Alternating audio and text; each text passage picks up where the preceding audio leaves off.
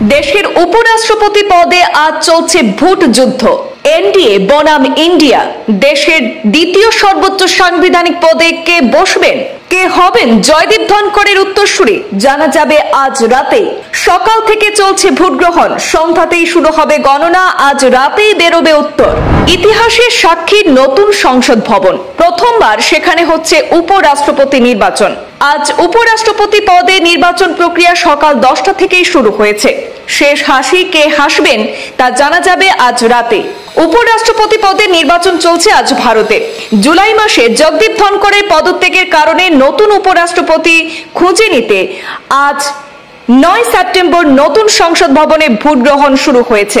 প্রথমবারের মতো উপরাষ্ট্রপতি নির্বাচন নতুন সংসদ ভবনে অনুষ্ঠিত হয়েছে।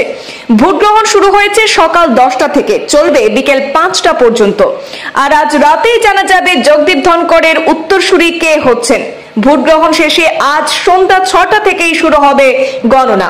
আজ মঙ্গলবার সকাল 10টার আগেই সংসদ চত্বরে পৌঁছে যান প্রধানমন্ত্রী নরেন্দ্র মোদী। প্রথম ভোটদাতা হিসাবে সবার প্রথম ভোট দেন প্রধানমন্ত্রী নরেন্দ্র মোদী।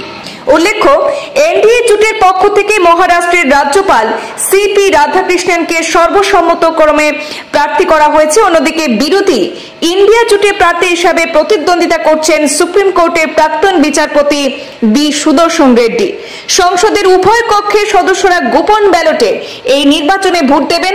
উপরাষ্ট্রপতি নির্বাচনে প্রদত্ত প্রতিটি ভোটের মূল্য একই। বর্তমানে লোকসভায় 542 জন সদস্য এবং রাজ্যসভায় 239 জন সদস্য রয়েছেন। তাই এবার উপরাষ্ট্রপতি নির্বাচনের ভোটার সংখ্যা 781 এবং সংখ্যাগরিষ্ঠতার সংখ্যা 391।